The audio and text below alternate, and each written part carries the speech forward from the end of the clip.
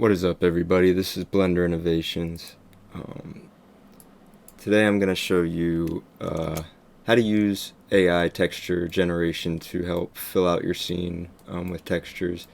I have a really simple scene here. It's just a plain with a couple of rocks and a couple of trees and the water.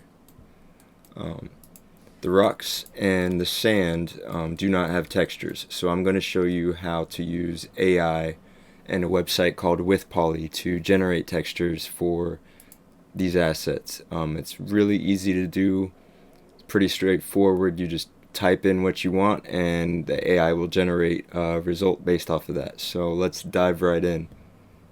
Alright.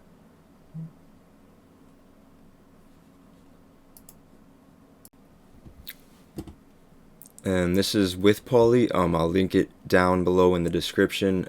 Create textures with Poly. Generate 3D materials with AI in a free online editor, or search our growing community library.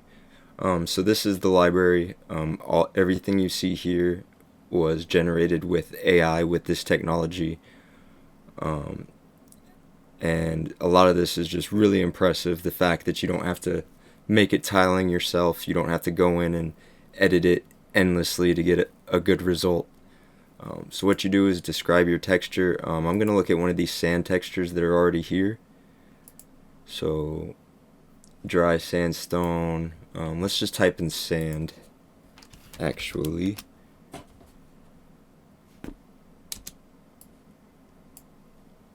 And I like this one.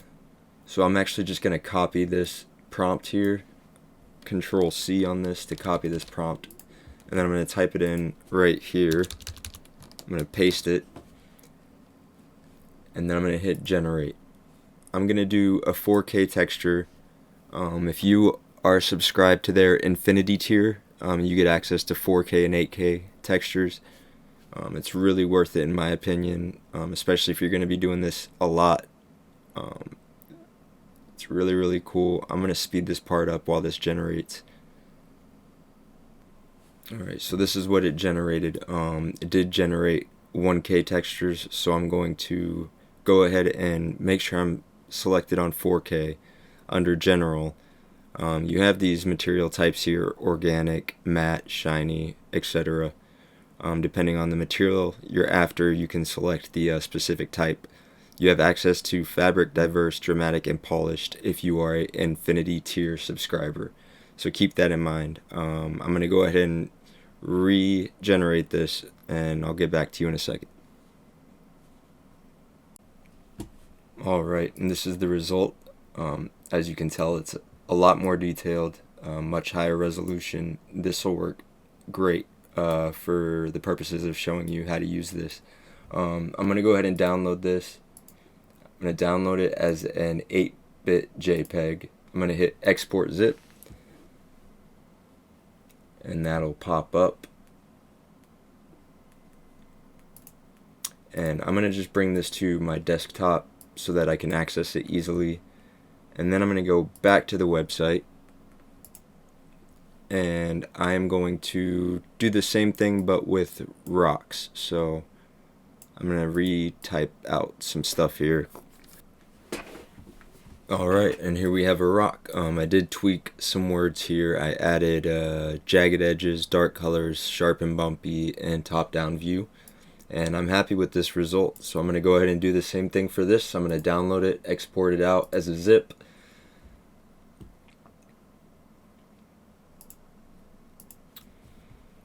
And here, I use Node Wrangler. If you're not aware, you add it under your preferences, add-ons, type in Node Wrangler, and make sure it's on here. You can save it and exit out.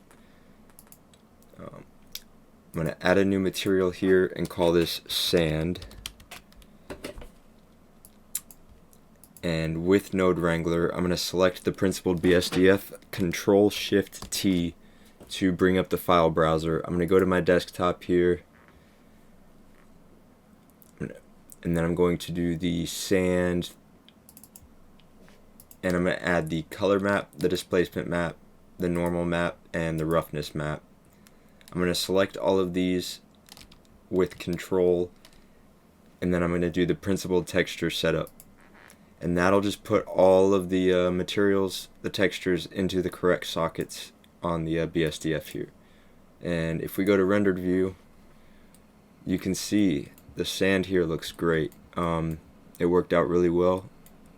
And I'm going to scale this up about 3 times. I'll do 2 times. Shade smooth on that. And then for the rocks, I'm going to do the same exact thing. Call this rock 1. Select the principled BSDF, Control-Shift-T to browse. And I'm going to find the rock textures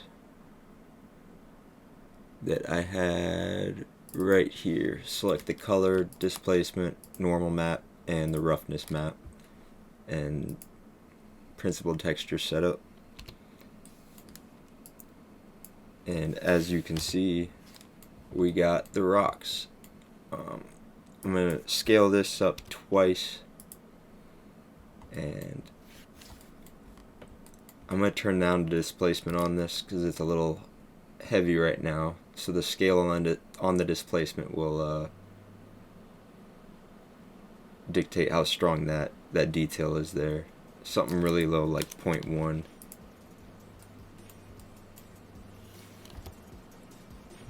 We could set that right here, and then I'm just going to put that rock material to the other rocks in the scene here.